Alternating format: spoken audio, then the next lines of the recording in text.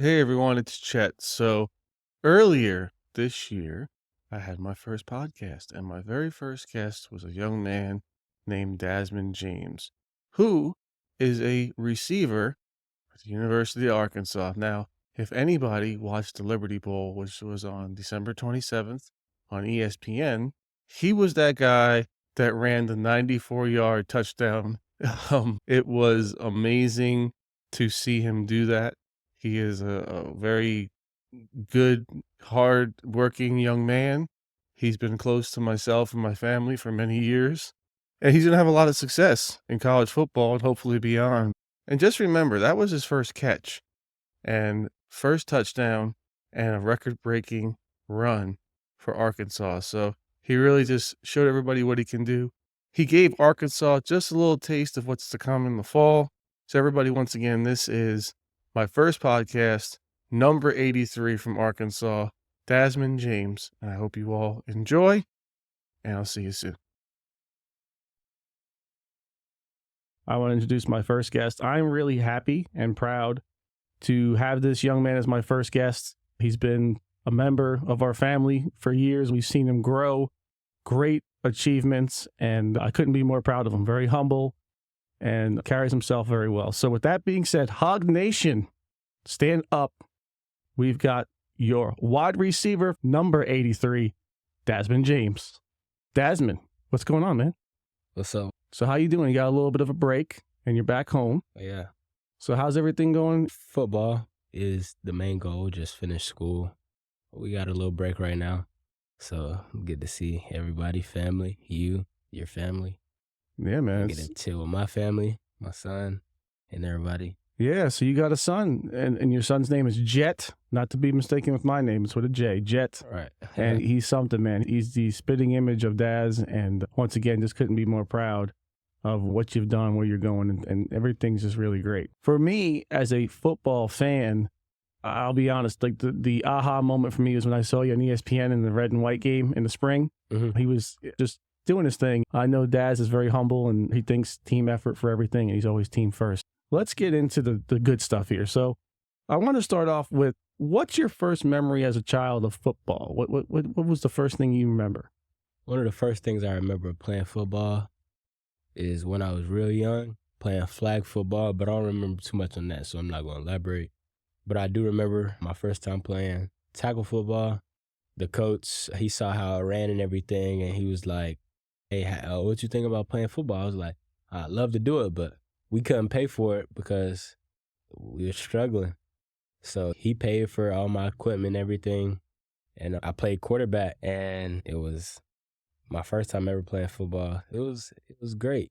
I mean, snap the ball, I have some plays I just take off, and I could never be caught. And we're going to get into that in a little bit, of why he couldn't be caught, and that's something cool I can't wait to get into. But we're talking about the younger years, but what was like the fire? Did you develop a passion as a young child, or when did it really hit you that football is something you wanted to pursue? It was definitely as a young child. Growing up, my dad always told me how good he was at football and everything. So I was like, hey, I mean, I could be great too. So it really came from my dad motivating me, always seeing him in the stands, him and my mom. It was just always motivation. That's when I caught the fire to keep going. You've done great things, and not only in football. Let's go back here a little bit. Let's go back to not too long ago, last year, 2023. Not only was it a breakout year for you in football, but you also had success in track and field. So you transferred to Clayton from West Johnson High School. Correct. In North Carolina, where we're at. And you had a really solid season. Stats were there. The talent was there. Track and field, man. You like a sleeper. You came out of nowhere. So Right. How did that happen? Okay, so it was really football season. Shout out to my coaches, Coach Chadwick, Coach Kaz. Wouldn't be nowhere without them.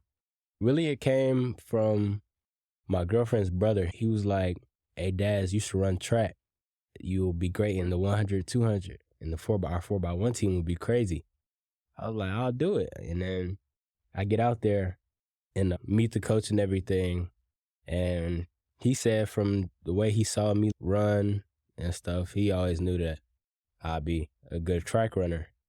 And going into that, I just stuck with it and had a lot of success in it. Just so everybody knows, Dazmin is the North Carolina state champion in the 100 and 200 meter for 2023.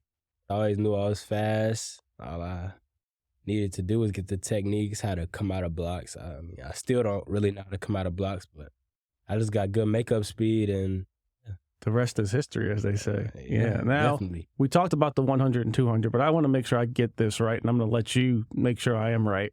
What is that 40 time? What's your best 40? Okay, so my best 40 time, it'll have to be, I think, either going into, I think it's going into my senior year, yeah. It was the summer going into my senior year. One of my coaches, Coach Lockdown, he's a great DB coach. He was like, hey, there's this camp in Tennessee. He took me to the camp. I ran the 40, and all the coaches made me run the 40 2 or 3 more times after they saw it. My first 40, I think I had clocked in at 4.3 flat or something like that. And then my second one, I came back and ran a 4.28 or 4.29. Yeah, and that was crazy because I didn't even know until after I finished running it. And then my third time, I came back and ran 4.32. And yeah, after that, all the coaches, they was just watching me the whole camp and everything.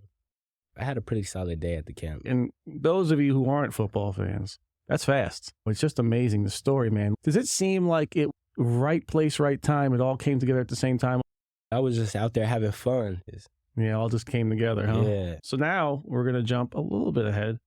The recruitment process. Obviously, having a good camp in Tennessee, a lot of eyes were on you throughout the country for your speed and also for the breakout season you had at Clayton. Mm-hmm. Shout out to Clayton, North Carolina. What was the process for that? When you got the call, how did that go when you started getting calls from schools showing interest in you and your ability?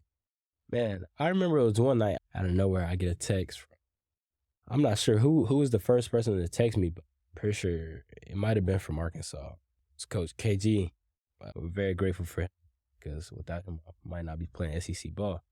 So he texted me, and everybody watched my film, and they just love watching. So they would love me to come play at the University of Arkansas.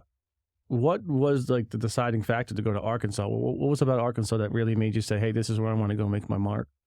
It was really the whole staff. I just enjoyed being around everybody, and I wanted to play SEC ball. I want to shout out Coach Sam Pittman. I'm just so proud of you. I tell everybody, I'm like, you just got to keep your eye on 83, man. This has been great. Like I said, you're home on break, and you got people to see and family that you don't get to see a lot during the year. But I really appreciate you taking the time out to come down here and meet with me. Thank you. And thank you so much. And I'll see you soon. Thanks again, Daz. Thank you.